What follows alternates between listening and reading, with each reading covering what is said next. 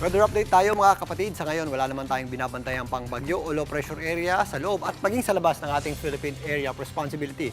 At yung ating amihan ay medyo humina nga nitong mga nakarang araw. Pero ngayon po ay pabalik na po yan ha. Unti-unti na po yung lumalakas at sa ngayon ay nakaka-apekto na muli dito sa ilang bahagi ng Northern Luzon. So asahan po natin ang muling pagbaba ng ating minimum temperature o ang paglamig ng panahon, lalong-lalo na sa gabi at madaling araw. At magpapatuloy pa po yan or mas lalawak pa po yung epekto ng amihan sa mga susunod na araw. Samantalang, dito naman sa natitirang bahagi ng bansa, easterlies po ang nakaka-apekto. Kaya kapansin-pansin din po ang pagtaas ng ating temperatura o bahagyang pag-init ng panahon. At kagaya nga ng nabanggit natin kanina, kasabay po ng muling pagbugso ng ating amihan, medyo may ibsan muli yung ating init ng panahon. Pero again, mga kapatid, ito po yung mga halos huling bugso na po ng ating amihan.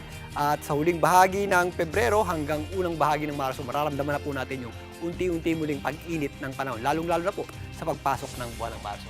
Sa ngayon, dahil po sa ating amihan, meron pa rin tayong mga possible na may hinang pag-ulan sa ilang bahagi ng Cagayan at Isabela. Meron din tayong mga possible na isolated o yung mga pulo-pulo nating may hinang pag-ulan sa mga kabundukan ng Cordillera. Kasama na po dyan ilang bahagi ng Ilocos Region, Bicol Region, kasama na rin po dyan ang ilang bahagi ng Quezon. Samantalang, ang natitirang bahagi ng ating bansa, kasama na po dyan ang malaking bahagi ng Visayas at Mindanao. Possible naman po yung ating mga thunderstorms tuwing hapon at gabi dulot ng ating tinatawag na easterly. Sa mga susunod na araw, medyo tataas muli yung ating tsansa ng pag-ulan dito po sa rehiyon ng Caraga, Northern Mindanao at ilang bahagi ng Davao Region dahil po sa malakas na pagpasok ng ating easterlies at ang pagsalubong niyan dito sa ating northeast monsoon o yung tinatawag nga nating shear line. So mag-ingat po tayo sa mga posibleng epekto ng mga pag-ulan na yan, gaya ng mga flash floods at landslides. Dito sa Metro Manila, kanina meron tayong mga pag-ulan na minsan ay umuulan at minsan nga nakikita pa natin yung araw. Sa mga ganitong pagkakataon, meron tayong dalawang dahilan na nakikita dyan. Unang-una yung klase po ng pag-ulan natin. Ito po yung mga isolated o localized na pag-ulan. Ibig sabihin po niya, pag sinabing isolated o localized na pag-ulan, ibig sabihin local po yan o isolated sa isang area. O kaya nakikita natin yung boundary o pagitan ng ulan at ng ating araw. At isa pang dahilan dyan ay sa uri ng ulap na pinanggagalingan ng ating mga pag-ulan. Minsan yung ating mga pag-ulan ay maninipis lamang o yung tinatawag nating stratified na mga kaulapan.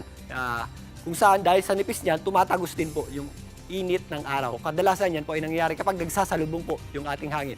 Kumpara sa ating mga thunderstorms, yun po yung ating mga kapal na ulap, yung ating tinatawag na cumulonimbus clouds na hindi halos nakakatagos ang araw. Ganun pa rin po ang ating aasahang panahon dito po sa Metro Manila. Magiging maganda ang sikat ng araw sa tanghali hanggang hapon. At pagsapit nga ng hapon, minsan nagiging maulap po ang ating panahon. At posible yung ating mga isolated o yung mga dagliang may hinang pag-ulan. At yan muna ang latest sa ating lagay ng panahon. Muli ako po ang inyong weather frontliner, Alvin Pura. Lagi may panahon para sa'yo. Mga kapatid, Julius Babaw po. Para sa komprehensibo at makabuluhang balitaan at talakayan, mag-follow at mag-subscribe na sa social media pages ng News 5.